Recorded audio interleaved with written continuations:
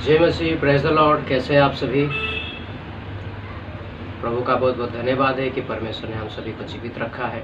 जैसे कि आप सभी जानते हैं कि सारी पृथ्वी में जितने भी लोग रहते हैं सब लोग अपना अपना टैक्स भरते हैं, और बहुत सारे लोगों को ये पता नहीं होगा कि वो कैसे टैक्स भरते हैं। चाहे वो एक पानी की बोतल आप खरीद लीजिए, उसमें भी आप टैक्स भरते हैं। चाहे वो 5 रुपये की वेफर की पैकेट खरीदीजिए, उसमें भी आपका टैक्स बराबर गवर्नमेंट को जाता है। कोई जीएसटी भरता है, कोई टीडीएस भरता है, कोई इनकम टैक्स भरता है। ऐसा होकर हर कोई अपनी कमाई में से टैक्स गवर्नमेंट को देता ही देता है, और वो गवर्नमेंट के पास वो टैक्स जाता है। और जो टैक्स नहीं भरता उसका पैसा को वो ब्लैक मनी कहा जाता है, और ब्लैक मनी को सब अपने घर में, घर की सीलिंग में, घर की दीवारों पर, टॉयलेट की टंकी पर, हर एक जगह छुपा के रखते हैं। वो इसलिए छुपा के रखते हैं कि वो पैसों का टैक्स नहीं दिया गया है। और जब आयकर विभाग यानी कि इनकम टैक्स वालों को पता चलता है, वो छापा मारते हैं और उनके घर का सारा पैसा जब्त कर लेते हैं। आपने वो पैसों को रखने के लिए बहुत मेहनत की होगी, बहुत कसरत की होगी, लेकिन जब इनकम टैक्स को पता चलता है तो आपके घर पे 1 रुपया नहीं बचता है, सब उठा के लेके जाते हैं। टैक्स भरना बहुत अच्छी बात है। टैक्स इसीलिए भरना चाहिए कि हमारे टैक्स भरने से बॉर्डर पे जो हमारे फौज होते हैं उनको सैलरी जाता है। हमारे प्राइम मिनिस्टर से लेके चीफ मिनिस्टर तक हर एक को सैलरी मिलती है। गवर्नमेंट के हॉस्पिटल से लेके पुलिस प्रशासन तक, कलेक्टर को, हर एक इंसान को हमारे टैक्स से सैलरी मिलता है, यानी कि पगार मिलता है। इसलिए टैक्स भरना बहुत अच्छा है। और तो आज ये टैक्स की बातें मैं इसलिए कर रहा हूँ क्योंकि पवित्र शास्त्र में भी टैक्स देने के लिए कहा गया, जिसको हम दशमांश बोलते हैं। बहुत सारे लोग इस टैक्स को लेके बहुत सी बड़ी बड़ी बातें उन्होंने कही है कि कहा गया है टैक्स यानी कि दशमांश सिर्फ याजक लोगों को ही देना चाहिए, बाकी किसी को नहीं देना चाहिए, ऐसा उन सभी ने कहा है। तो आज हम पवित्र शास्त्र बाइबल में से देखेंगे परमेश्वर का वचन उस दशमांश को लेकर क्या कहा है, और वचन के जो अनुसार हम बात करेंगे और उन सभी को आज हम जवाब देने की कोशिश करेंगे। दूसरा इतिहास 31वां अध्याय उसका 4 और 5। उसने यरूशलेम में रहने वालों को, याजक और लेवियों को उनका भाग देने की आज्ञा दी ताकि वे यहोवा की व्यवस्था के काम मन लगाकर कर सके। ये आज्ञा सुनते ही इजरायली नया दाख मधु, तेल, मधु आदि खेती की सब भांति की पहली उपज बहुतायत से देने और सब वस्तुओं का दशमांश अधिक मात्रा में लाने लगे। यहाँ पे लिखा है अपनी खेती का पहली उपज और दशमांश लाने लगे। और कुछ लोग यही चीज़ को लेकर कहते हैं कि परमेश्वर ने तो सिर्फ याजक और लेवियों को कहा था कि तुम दशमांश दो, इसलिए हम दशमांश नहीं देंगे। मैं कहना चाहता हूँ आज जो ये सारी बातें करते हैं उनका सोशल मीडिया में बड़े बड़े अकाउंट्स है, बहुत सारे उनको पैसे आते हैं, ऐसे की कमरों में बैठकर ऐसी बातें करते हैं वो लोग। क्या आपने कभी किसी सेल्फ पास्टर को देखा है जो किसी संस्था से नहीं जुड़ा है? वो गांव-गांव जाता है, ट्रेन में सफ़र करता है, बस में सफ़र करता है। बहुत सारे पास्टर्स को मैंने ऐसे देखे हैं जो कलीसिया के दशमांश से उनकी घर चलती है, उन्हीं से उनकी सैलरी आता है। और अगर आप दशमांश नहीं देंगे, दशमांश चर्च में नहीं डालेंगे, भेंट को नहीं डालेंगे, वो पास्टर्स का घर कैसे चलेगा? और वो जो गांव-गांव घूमकर प्रचार करते हैं, बस में, ट्रेन में जाते हैं, उनकी ट्रैवलिंग, उनकी खान पीन के लिए पैसा कहाँ से आएगा? परमेश्वर का वचन कहता है जो मेहनत करता है उसको उसकी मजदूरी मिलनी चाहिए। लेकिन आज कुछ लोग ऐसे हैं कि दशमांश नहीं देना चाहिए क्योंकि वो ऐसी कमरों में बैठे हैं और उनका बड़े बड़े सोशल मीडिया में अकाउंट्स है और वहाँ से उनको पैसे जनरेट होते हैं और पैसे बहुत कमाते हैं। और यहाँ तक कि उन्होंने बात ये भी कही कि मैं 1 लाख रुपए की चैलेंज लगाता हूँ, मुझे कोई हरा के दिखाए। सुलेमान राजा ऐसे लोगों को कहता है ऐसी बुद्धि, ऐसी ज्ञान व्यर्थ है, और ये बात उन्हें शायद नहीं पता। दशमांश देना कितना ज़रूरी है, हम आगे की ओर जाएंगे और आगे और भी पढ़ेंगे। लेवी व्यवस्था 27वां अध्याय उसका 30वां वचन क्या कहता है? फिर भूमि की उपज का सारा दशमांश, चाहे वो भूमि का बीज हो, चाहे वो वृक्ष का फल हो, वो यहोवा ही का है, वो यहोवा के लिए पवित्र ठहरे। आप जो शहर में रह के काम करते हैं, वो आपका पहला उपज, यानी कि अगर आपका पगार 10,000 है तो उसमें से 1,000 परमेश्वर का हक बनता है। आप अगर खेती करते हैं, पेड़ पौधे लगाए हैं, उसमें से जो फल आता है वो फल, सबसे पहला वाला फल, वो परमेश्वर का अधिकार है। यहाँ पे क्यों लिखा गया? जो लोग कहते हैं मैं चैलेंज कर सकता हूँ, दशमांश देने के लिए लोगों के लिए नहीं कहा गया, तो यहाँ पे क्यों कहता है? कौन से याजक के पास खेती थी? कौन सा याजक खेत में जाके अपना काम करता था और परमेश्वर का पालन नहीं करता था, परमेश्वर की स्तुति प्रशंसा नहीं करता था? यहाँ पे सभी के लिए कहा गया है, और दशमांश सभी को देना अनिवार्य है। और जो नहीं देना चाहते, हम उनके लिए कुछ नहीं कह सकते, क्योंकि वो खुद अपने आप को परमेश्वर समझते होंगे या उससे बड़ा समझते होंगे। वो परमेश्वर ने जो नियम कानून बनाए उसको बदलने की कोशिश कर रहे हैं, लेकिन ऐसा होगा नहीं। और वैसे लोग बहुत सारे लोगों को भरमा चुके हैं ऑलरेडी। मलाकी का किताब 3 अध्याय उसका 8 से लेकर पढ़ेंगे। वो क्या कहता है? क्या मनुष्य परमेश्वर को धोखा दे सकता है? पर देखो, तुम मुझको धोखा देते हो और तभी पूछते हो, हमने किस बात में तुझे लूटा है? दशमांश और उठाने की भेंट में तुम पर भारी साप पड़ा है, क्योंकि तुम मुझे लूटते हो, वरन सारी जाति ऐसा ही करती है।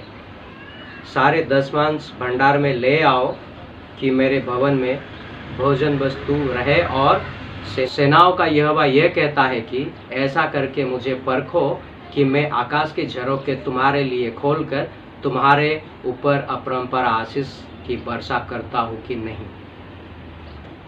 यहाँ पे परमेश्वर क्या कहता है? सारी जाति के लिए। उसमें याजक आता है, उसमें लेवी आते हैं, इजरायली आते हैं, हम सब आते हैं। कोई पास्टर के लिए उन्होंने नहीं बोला कि सिर्फ पास्टर ही दशमांश देगा, सबके लिए कहा गया। सब मेहनत करते हैं, सब काम करते हैं। परमेश्वर को क्या हमारी पैसों की ज़रूरत है? वो सोने की सड़क पे चलने वाला है, उसके पास सोने का महल है, उसको हमारे पैसों की ज़रूरत है नहीं। जो दशमांश आपकी ओर से आता है, उससे चर्च के जिस कलीसिया में आप जाते हैं, उस कलीसिया की कमी घटी दूर होते हैं, मेंटेनेंस के लिए लगते हैं। जो भी चीज़ कलीसिया में ज़रूरत पड़ता है वो लाया जाता है, और कलीसिया में जो आपके पास्टर्स होते हैं, उस दशमांश से उनका घरबार चलता है। इसीलिए परमेश्वर का वचन कहता है दशमांश देना ज़रूरी है। जो पास्टर आपके लिए आधी रात को उठकर प्रार्थना करता है, अपना काम धाम छोड़कर, अपना नींद को छोड़कर, क्या उस पास्टर को हक नहीं है कि उसको आपका दशमांश मिले, उसका घर चले? परमेश्वर का वचन कहता है तुम दोगे तो तुम्हें दिया जाएगा, और अगर हम नहीं देंगे तो हम पानी की आस कैसे रख सकते हैं कि परमेश्वर हमें देगा? कहाँ से? और आज लोग ऐसे ही कमरों में बैठकर ऐसा कहते हैं दशमांश नहीं देना चाहिए। मैं कहता हूँ आपका जो सोशल मीडिया में अकाउंट है उसको डिलीट कर दो, फिर आप देखना कि एक एक रुपया एक पास्टर के लिए कितना मायने रखता है, और वो पास्टर दशमांश के लिए कितना तड़पते हैं। हालांकि कोई पास्टर मांगते नहीं है हमें दशमांश दो, लेकिन उनका हक है दशमांश जो चर्च में जाता है, उन्हीं में से उनकी पगार आती है, चर्च की मेंटेनेंस जाता है।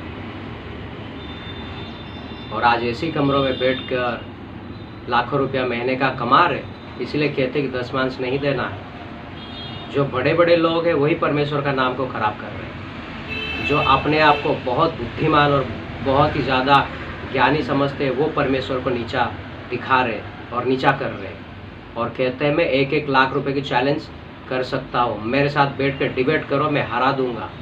ऐसे बुद्धि, ऐसे ज्ञान व्यर्थ है।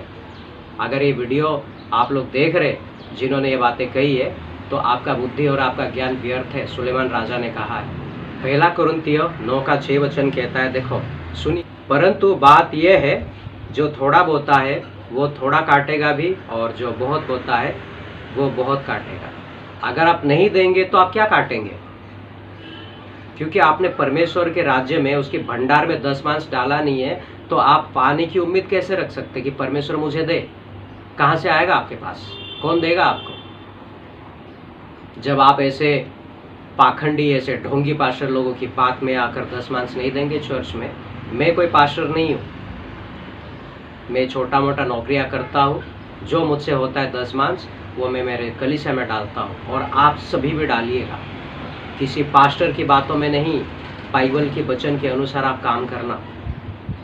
ऐसे पाखंडी, ऐसे ढोंगी पास्टर्स आपको भरमाएंगे, आपको परमेश्वर के राज्य में परमेश्वर का आशीष पाने के लिए रोकेंगे।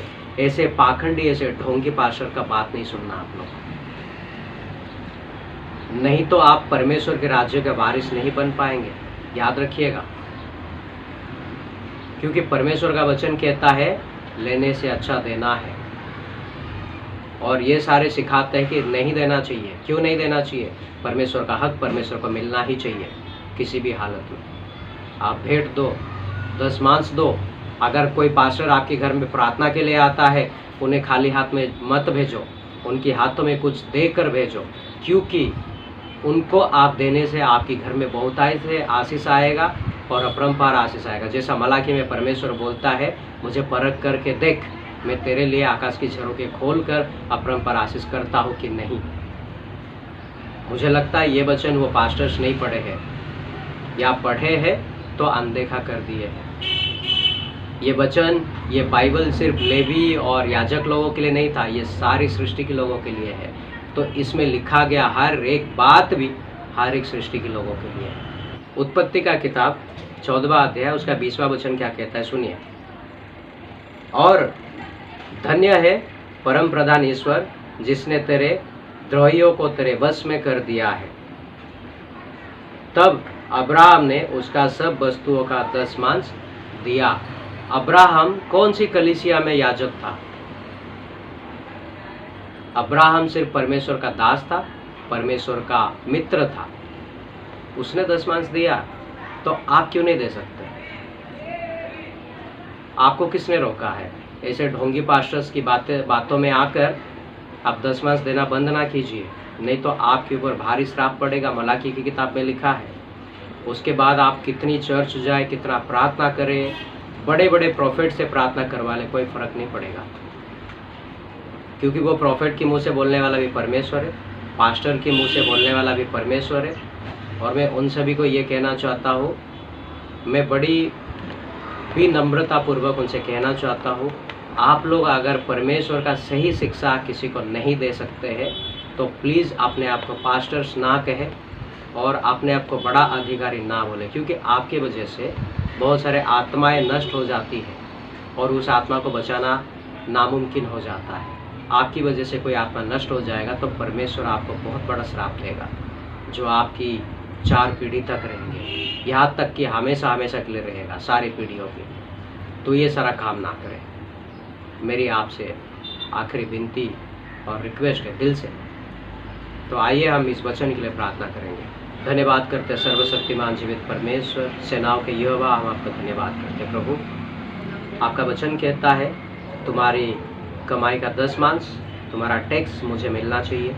खुदा उसके लिए हम प्रार्थना करते हैं। बहुत सारे लोग ऐसे हैं, लोगों को भरमा कर कहते हैं कि तुम्हें दशमांश देने की कोई ज़रूरत नहीं है। उन सभी का मन को बदलना परमेश्वर, ताकि आपके राज्य में, आपकी कलीसिया में वो दशमांश आए, ताकि आपका जो दास आपका कलीसिया चलाता है उसके घर में किसी चीज़ की कमी घटी ना हो, वो कलीसिया में किसी चीज़ की कमी घटी ना हो। ऐसा सभी को आशीष अनुग्रह करना, सभी का मन को बदलना परमेश्वर। मैं धन्यवाद करता हूँ राजा, आपके पवित्र नाम को ऊँचा उठाता परमेश्वर, सभी के मन को बदलना प्रभु।